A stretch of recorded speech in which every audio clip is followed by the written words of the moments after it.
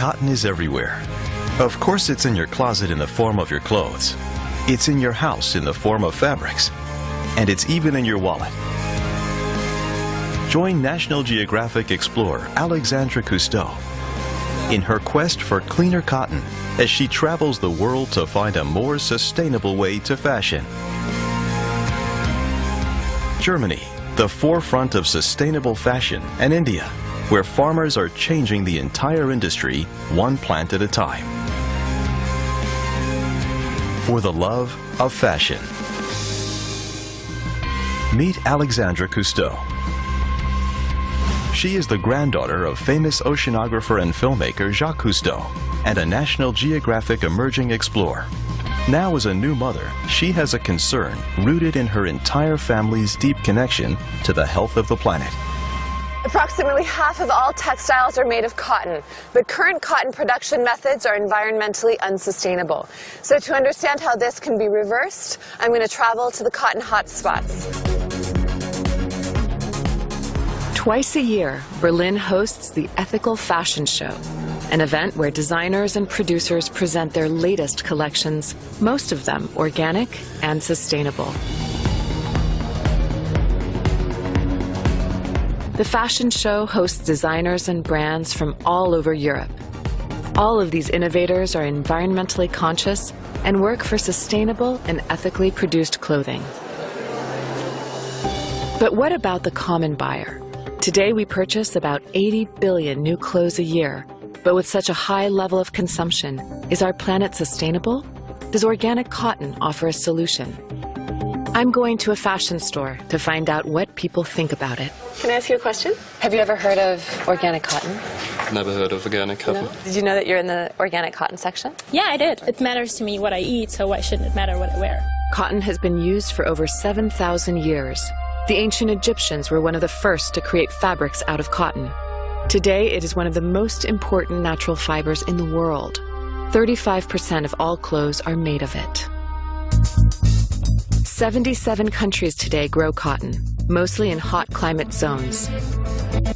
The three top producers are the US, China, and India, growing 2/3 of all cotton worldwide. But how are the big players in the industry coping with the idea of sustainable fashion? I'm going where many Germans buy their clothes, a C&A department store. C&A is one of the few big players in the clothing retail industry that has created an entire line of sustainable cotton. I was wondering, is this all really organic cotton? Ja, und Sie merken auch schon die Qualität von Bio-Baumwolle. And I'm curious, do you think the customers that come here, they know about organic cotton? Ja, also viele Kunden kommen halt extra auch hierher, weil sie Bio-Baumwolle zum, ich sage jetzt mal, günstigeren Preisen bekommen. Und von daher, viele Kunden sind sehr zufrieden mit der Qualität. Ja. Good. That's great. In 2014, C&A was named the top user of organic cotton by Textile Exchange. The organization compiles the list based on the data voluntarily provided by participating companies. I wonder why a 175-year-old company like C&A has decided to place its chips on organic cotton. David Miller is the head of fabric at C&A and one of its main experts on organic cotton. C&A has made a real commitment to organic cotton. By 2020, we want to be 100% sustainable cotton fiber. At the moment, cotton accounts for around 70% of the fibers we use in the store. And basically what we want to do make sure that not all 100% organic, but a lot of it will be, say, 50 to 60% organic. The rest will be what we call BCI, which is the Better Cotton Initiative, which is still using GMO seeds, but using better farm practices, like less water, less pesticides, less fertilizers. So it really has a less impact on the environment. 100% of the cotton by 2020 within the store will be farmed and produced in a more sustainable way. So anyone who cares about water, about wildlife and biodiversity, correct. If you care about any of those things, you should care about organic cotton, right? Is that what you're saying? Organic cotton. Yeah, you should be buying it. The other thing, just to mention, we just launched an initiative in India with the WWF, which with the C&A Foundation for the Bengal tiger. So one of the challenges there was to protect the environment for the tiger, but how do you protect an income for the people that live there? So organic cotton was the perfect fit. If India is one of the biggest organic cotton producers, I need to go there.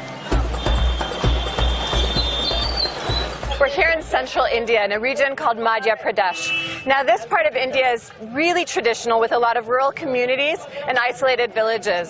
But there is change afoot as farmers move from conventional to organic agriculture, especially in the cotton industry. Here, people have been growing cotton for centuries.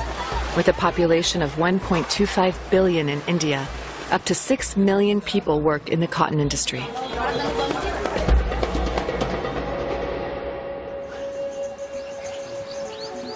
I arrive in Satrundi. Tursing Singhad and his family are performing a puja, a morning prayer. Tursing is a cotton farmer.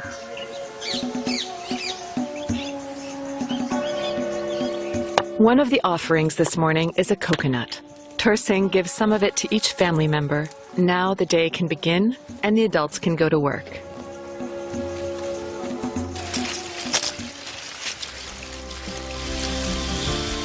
Tursing Singhad began farming when he was a young man. It's a tough job, but it's what he does. For the past 5 years, he's been growing organic cotton on his 4-acre field, and his work has never been the same since.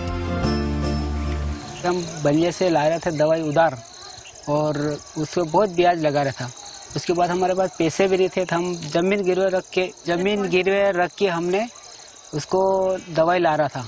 फिर भी उसको उधार बनिए के जो पैसे 18-20 हज़ार हो रहे थे दवाई के, वो फिर भी अपने खेत में फसल होने के बाद भी उसका कर्जा नहीं उतर रहा था। Then he made the switch to organic cotton. तो फिर हमने दवाई लाना बंद कर दी, तो फिर हमने घर की दवाई बनाई, ये जैविक खेती शुरू की। वहाँ से हमारे कम से कम अच्छे पैसे बचत होने लगे। 15 से हर साल 10 से 15 हज़ार रुपये हमारा बच जाता था, तो मैंने अभी तक 80 हज़ार रुपये की बचत कर ली। He is saving money by not buying pesticides, but most importantly, he can reuse the seed, another enormous savings. When he farmed GMO cotton, Tursing says he had to buy new seeds every year. हमारे घर के अंदर ही गोबर, गाय का पेशाब और ये गोबर दोनों मिला के और काली मिट्टी मिला के हमको इसको उपचार करते हैं। बीज उपचार करके हमको छाया में सुखा लेते हैं इसको। तो ये क्या है कि 1 महीने तक अपने खेत में जो उसका गाय का गोबर में खुशबू रहता, उसमें कोई कीड़े नहीं लगते। ये कपास है अपना, बिल्कुल लूज इसकी नरम रुई है, बिल्कुल ये। Wow, that's so soft and so fine. You can see each individual strand. It really does look like the cotton you imagine. But these seeds are really well hidden in there. Hard to get out. Hi.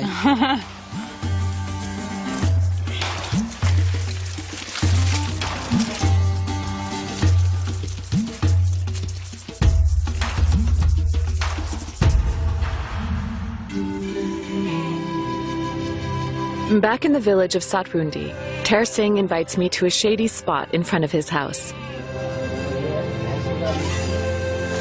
He's making an all-natural organic pesticide for all the cotton crops. With spicy peppers, garlic, ginger, and some onions. It helps protect the plant against some common pests like caterpillars, mites, and trips. And it also keeps the land healthy. It keeps the plants healthy, it keeps the farmer and his family healthy. So it's really a win-win all the way around. Tursing needs to add water to the spicy mix, leave it for a week, and then he can use it on his cotton plants. The organic pesticides does not kill the plant or any bugs, but it makes it really uncomfortable for the insects. They stay away, just like me.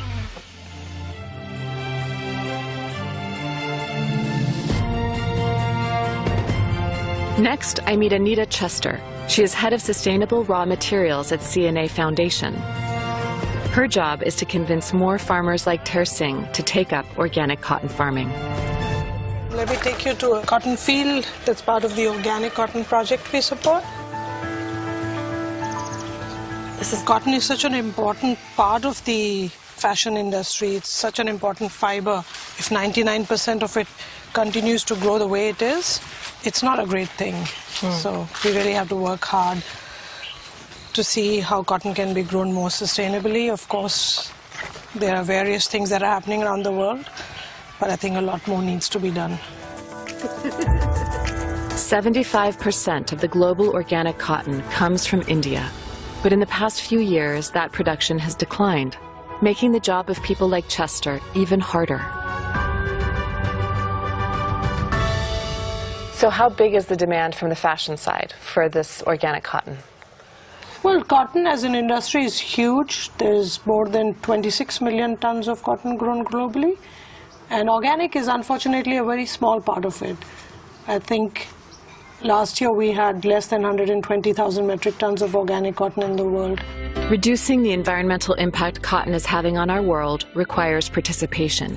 CNA Foundation can't do it on its own. This requires the industry to act collectively, and we're supporting to catalyze an industry platform where brands can participate and act collectively to invest in this space. It's called the Organic Cotton Accelerator. We already have H&M, Kering, Eileen Fisher and CNA part of it, and we hope many others will join to help us succeed in this goal.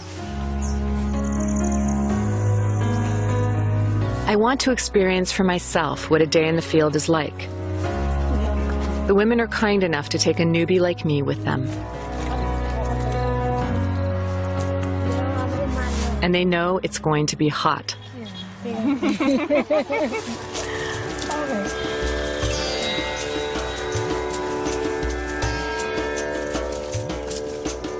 It's hard work. You're bent over for hours and it's rough on your hands. Prying the cotton off the plant is harder than it looks, and of course, I am the slowest of the workers this afternoon.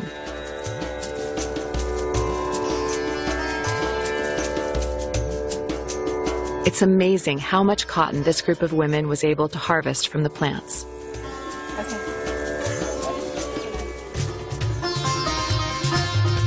After the cotton has been collected, it's off to the nearby city, a busy little market town where farmers from as far as 20 kilometers come to sell their cotton. After weighing, the organic cotton goes from this cart to a large pile, where it will be processed in the gin. By the end, all of the seeds are separated from the bulb, and many of them are reused.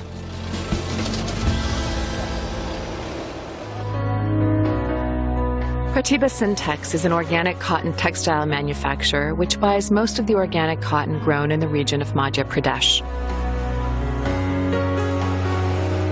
Production at Pratibha Syntex has the goal that all steps are sustainable. At Pratibha Syntex, they make 12,000 tons of knitted fabrics every year. 65 knitting machines use new dyeing technology. That reduces the production of wastewater by 60% and saves 30% of energy at the same time. Our intent is to convert our entire cotton production into organic, fair trade cotton farming production, and that is the direction we are working in. I think there is a huge disconnect between people seeing food and clothing as very separate, but as far as I am concerned, food and clothing is totally integrated. It comes from the same soil, it uses the same air, same water, same people who are there on the ground. At Pratibha Syntex, the sewing machines are humming every day. Their clothes are exported to over 20 countries. I would say organic cotton is a lot cheaper than conventional cotton. If we look at the true value of cotton, the cost that goes in water treatment, in waste management, in environmental management, in health management, which is not accounted for regularly in the products. If we see all of that, organic would be considerably cheaper. What I've seen so far at Pratibha Syntex factory is good working conditions, reasonable working hours, support for workers' families who can send their kids to school, and there's no child labor at all. My mission is accomplished. At the end of this journey, it's become clear to me that the sustainable production of cotton is not only possible, but it's a necessary way forward, benefiting people, communities, wildlife, soil, and water. Each item of clothing that we buy, from our socks to our t-shirts to our favorite pair of jeans, has a story. And for us to have a sustainable future, that story needs to start with each and every one of us.